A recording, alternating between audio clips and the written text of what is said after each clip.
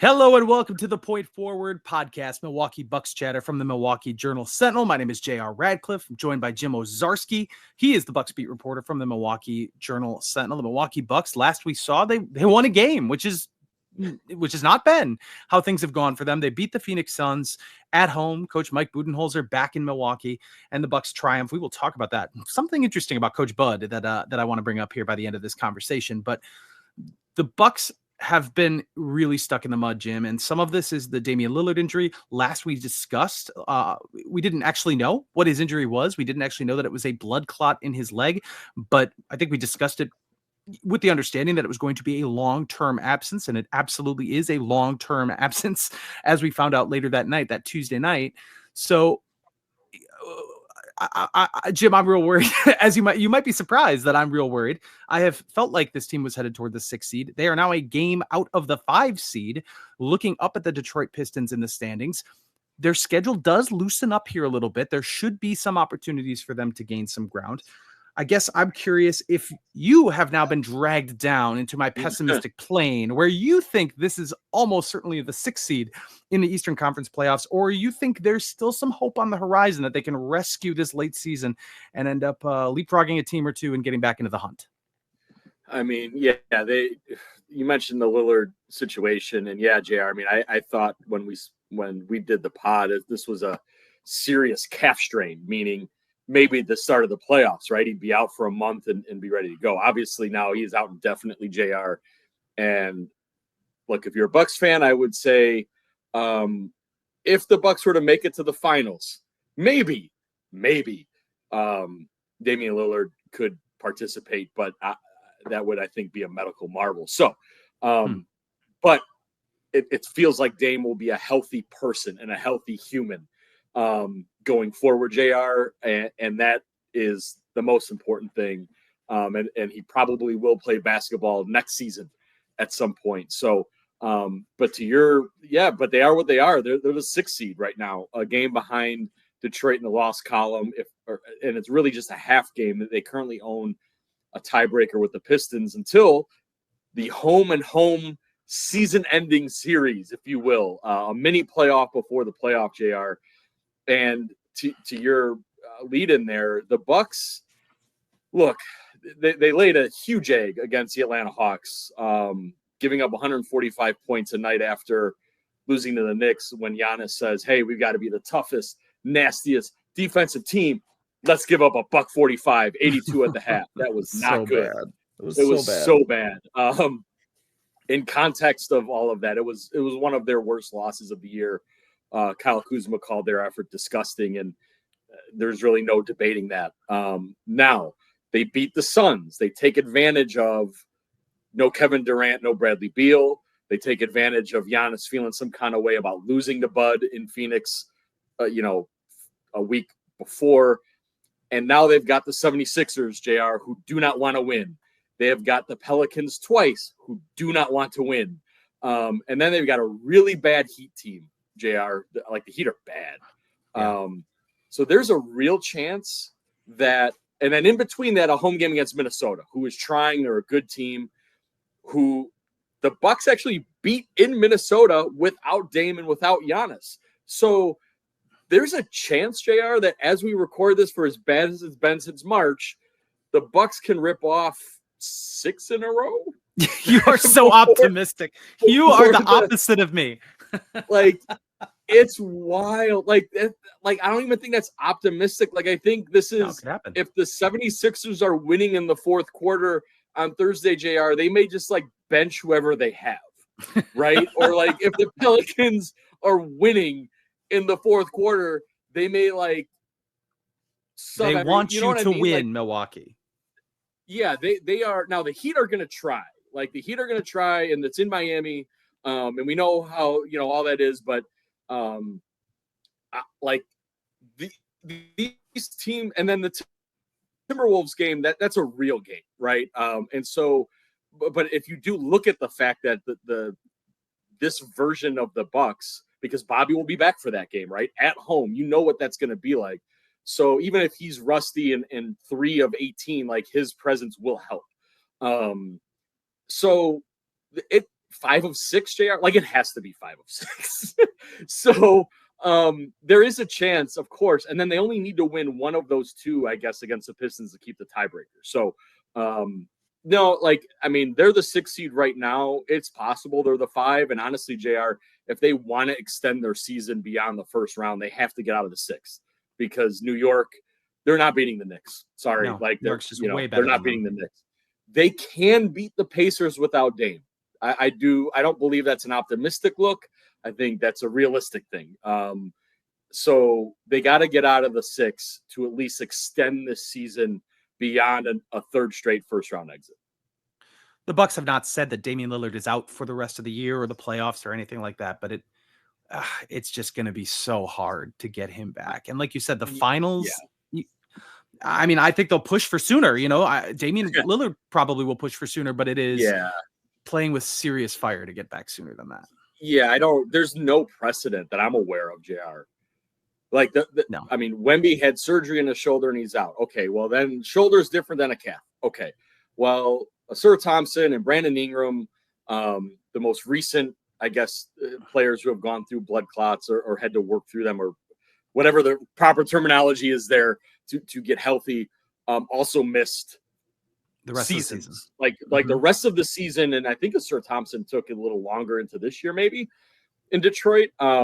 Because it's not just the blood clot, like, in case people are wondering, like, this is not a medical deep dive here, but like, it's not just breaking up the clot and thinning that out and then making sure that there is no more clotting and then getting off the blood thinners. It's also making sure the vein is healed. Like, that's why it's called deep vein thrombosis. Like, the clot is the thing that could be life threatening, but like you need your veins to heal. And like, that's again, another part of this that is, I don't know. So I don't know. I think Bucks fans and the Bucks, I think the Bucks are probably preparing for him to be done for the year, JR, like done. I think Bucks fans need to accept that possibility. And if somehow he makes a great medical recovery, JR, the lights won't go out on the Bucks season. So if you are watching on YouTube, hey, look at that timing. Look at that. Yeah. I'm just going to pull back the curtain on this. I am at American Family Field, looking at going to help with some Brewers coverage today, and I am in a closet. Basically, it's maybe a little more glorified than that, but the lights do go out here when you have been. The sensor is behind a cabinet. It catches you when you walk in and out, but if you are not by the door, you lose the lights. So we're going to do the rest of this in the dark. By the glow of the computer screen. I spoke to a local expert from Aurora Healthcare and wrote about it at JS Online right after this diagnosis for Damian Lillard. And he said now he doesn't know the specifics of any cases, of course, but like he said, inherently the shoulder is not worse than the calf. They're the same. The same risk is there. So telling to me, and it could be much more involved than simply a basic blood clot with Victor Wembanyama, but it's telling to me that it was immediately like, shut it down. We're done for the year. Yes, he's a generational talent, but we have bigger fish to fry in the future to look forward to. And for his own good, we're just ruling him out for the year. With Lillard now, this happening later in the season, you would think, well, same thing, right? And it may not be as bad, relatively speaking, but it is still, like you said, it has to resolve, which means it has to be gone. And then even then, you're probably still taking some of the blood thinning medication, which can't really be on and play high level athletics. Any contact is a major risk to you at that point. So really, really tough situation for the Milwaukee Bucks. Now, can Giannis carry this team without him? First round playoff series, I think, is still asking a lot, but we've seen it. You wrote about how I think people maybe don't even realize how amazing he has been, how he has taken over games. We saw this in Phoenix. There are periods of time where Giannis Antetokounmpo is quite honestly unstoppable still. This is not news to us per se, but is he good enough to find another level and actually lead this team to a first round playoff win or to the 4 seed, 5 seed, whatever we're talking about here? Because sometimes you watch him and it's like, man, he is still playing at such an elite level that there is that opportunity from time to time. So the question of whether he can take it over, JR, I think is a valid one, because honestly, he has to. 1, 2, look, the last time we've seen a healthy Giannis in the playoffs was 2022. Boston, he was phenomenal, right? but clearly wasn't enough to get beyond the second round without Chris. And look, I think we're looking at the same sort of situation. I do think, as I said earlier, they could beat the Pacers without Dame, and that's because of him. He's like he might average 40 plus points in that Pacers series, JR, if that's the case, because I don't think he wants another first round exit, and I don't think the Pacers have anything for him. And then the Bucks have enough to win in Indy, to me, without Dame.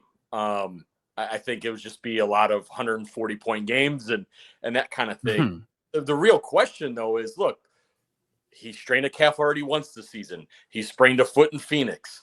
Can he get through dragging this team to a 5 seed in the final 6, 7, 8 games of the season, 2 real physical games against Detroit, and then a playoff? I mean, I don't know, but he is. I mean, he's got to put the cape on, JR, and can he do that? On one hand, I say yes. On the other, I don't know how sustainable that is beyond a first round potential victory over the Pacers. So you just mentioned Middleton real quickly, and this has been rolling around in my head. Would the Bucks do the Middleton trade again? Now I'm saying that's an impossible question to answer because I don't think they would if they knew that Damian Lillard would be lost for the year. The whole point here is to supplement what they had with Antetokounmpo and Lillard. But Kuzma has not played well. We talked briefly about that last time, and I just wonder if they made a mistake, and if they already can identify that. It obviously all hinges on what's going to happen in the postseason. Right now, that's so up in the air based on something that's out of their control. But did the Bucks make a mistake here? Would they not be better off with Chris Middleton in the long run than what they have gotten since? I mean, yeah. I don't recall exactly what our pod was after the trade, JR, where I thought you could see the outline, I believe, of maybe what they could do with Kuzma instead of Chris offensively. Now, they have been very good defensively. I will say that. Like, they have been a top 4, top 5 defense since the trade deadline, since the All-Star. Like, so that part is there. But offensively, they never found it with Dame, Giannis, and Kuzma. Now, whatever about injuries and availability, that's all true. But that's all been part of the calculus, JR. And, like, like they have, since March 5th or whenever this skid started against Orlando, they haven't been able to score, and that was with Dame and Giannis. And so many times we've looked and said, wow, they could really use another guy who could go get a bucket. They could really use a guy who could, like, run a pick and roll and set everything up and get people where they need to be, and that's Chris Middleton. Would they be this good defensively without him or with him? Probably not. But I would also argue then he would give you something offensively that they haven't gotten. So, yeah, the bet, JR, was on a healthy Dame and Giannis. You could have never foreseen a blood clot. However, you could foresee calf strains and soft tissue injuries. And they made a bet that none of that would happen, and that bet is busted. And now, look, Doc is not infallible here, JR. I will say this. Having to reconfigure your entire offensive identity in the last 2 weeks of a season with this Dame medical issue is not an easy thing to do. They have to do it. They have to figure it out. And that's going to be the biggest question here, but getting into the playoffs. It's only one game, the loss to the Hawks, but if you're going to have an identity that's more defensive, you can't give up 145 points in a game. You just can't. That's really bad. Okay, let's talk briefly about Mike Budenholzer, because something else came up that I thought was a little odd. Giannis spoke after the game on Tuesday night saying, really surprised there was no tribute video for Mike Budenholzer when he came back. This again was his first game coaching in an NBA since of course he was let go a couple years ago by the Bucks. Nothing acknowledging his championship season with the Bucks. An oversight, I think. Also notable that Giannis is the guy saying that. I mean, it didn't sound to me that Giannis was, like, upset about it or anything, but just, hey, what was up with that? I think what's weird about that is that this is a tenuous time for the Bucks. Like, if it's not going to work out this season, the window feels like it is coming to a close here, and that would include. I'm not suggesting that the Giannis era is about to end or anything like that, but the Sharks are starting to circle again, and I don't know if now is the time to do stuff that catches the superstar as a little curious. But what did you think about all that? I know you weren't there. Ben Steele, our colleague, was there, but that was weird to me, Jim. I don't know if you felt the same. Yes and no. I'll say no in that the fact that there were people wondering if they would do one shows that there was probably some lack of surprise that they didn't. And yes, I mean, the Brewers did one for Craig Counsell and he left to go to the Cubs. Like, it was booed, but they did one. Yeah. Look, I believe there are a lot of cooks in that kitchen when it comes to these things, JR. I don't know who makes all of those determinations, but here's the thing. It's an unforced error because there's nothing bad about it. There's like they're not going to, I mean, maybe fans would boo, but I doubt it. This is not that. You're right. It's not Counsell. It's celebrating a championship. Yes, someone brought a Fire Bud sign to the parade. I get it. But it's 3 seasons removed from that, 2 years, whatever, JR. Like, I think it's an unforced error. And yeah, if people want to find the video of Giannis speaking, he does it in his Giannis way, but he noticed it and thought about it enough to bring it up on his own. And JR, you're right. Like, I don't like that means something. Like, it's just like, why, right? Like, whatever the decision was, whomever made the decision, if it was a group effort, whatever it was, like, what's the harm in recognizing a championship coach? Like Doc's not going to feel any kind of way. Like, that's like 2 coaches removed. Even if it, like, Bud's Bud, and maybe he doesn't care or was like, whatever. But still, what does it harm? Like, the fans are there, right? There's a banner in the seat. Like, it's just one of those things where it's just an unforced error, in my opinion. But again, like, this is not a thing the team has been great at. Like, I know back in 2022, JR, there are people who were very unhappy that the team didn't really acknowledge 3 coaches going into the Hall of Fame that made indelible marks in Milwaukee. And, the response was a social media post that, honestly, JR, like, I don't know on that platform, like, how many real people see that stuff. So it was just, it's not surprising, but it was surprising.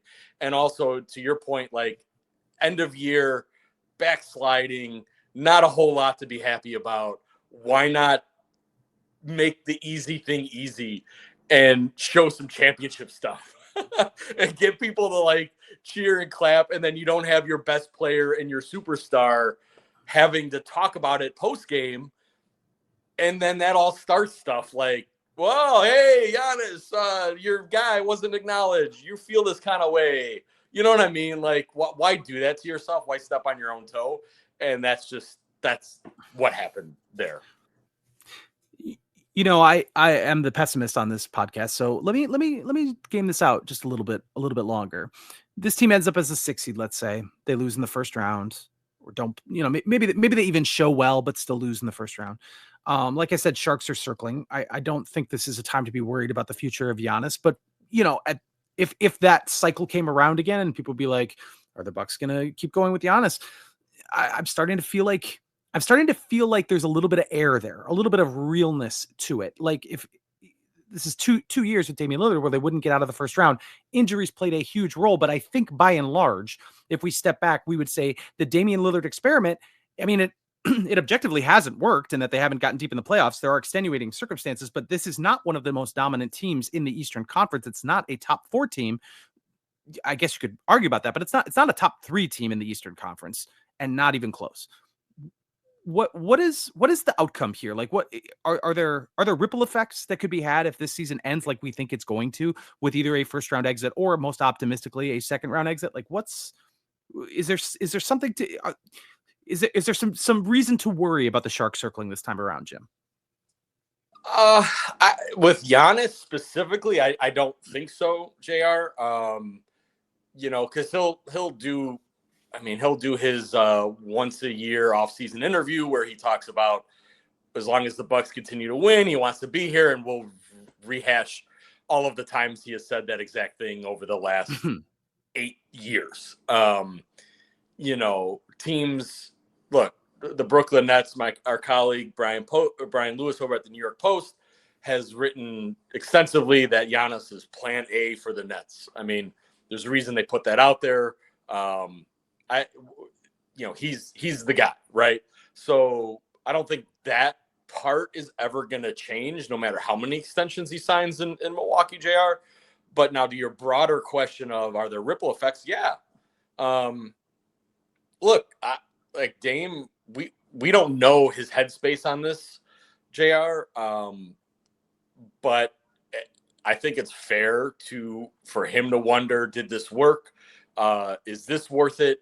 I think, Wes Edens, we caught up with him at a charity event, and he was asked, again, was the Middleton trade financially motivated? Did ownership put a mandate on John Horst? And Wes Edens was unequivocally said, no financial mandate about an apron. This was a basketball decision. And if it's a basketball decision and the basketball team is bad, there's only one through line outside of Giannis, Brooke, and Bobby and Pat, and that's John Horst. And so what is John Horst's situation like, JR, right? And so, yeah, I think there will be ripple effects. This team will have a lot. They don't have cap space, but they'll have money. They've got 2 future first-round draft picks. They've got salaries they can aggregate and trade. They can reboot this around Dame and Giannis, or reboot this around Giannis in a way that keeps them, competitive and in the mix. Because honestly, JR, if you have that guy, you are competitive and you are in the mix. Let's not forget, on March 5th, they were 11 games over 500, shouting distance of the Knicks. We can break down all of the issues since March 5th. But that's a fact, right? That was turning in the right direction, and then the Knicks got hurt and struggled, and the Bucks couldn't take advantage. So it's hasn't been all bad, and so I can see a vision of ownership saying, now what is their patience for extenuating circumstances? That's the issue. The reason you traded for Dame was because of extenuating circumstances and bad offense back in 2022 and 2023. And then it's been nothing but the same since. So it's fair for them to say, okay, we're tired of extenuating circumstances. How do we better position ourselves to avoid that? That's a fair question. That's something they'll have to answer, or John Horst will have to answer for whenever this is over. What that is, I don't know.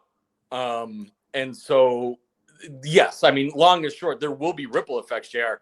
It's just impossible to see what that can be, because there's so much of this with Dame's health, his mindset on I don't know.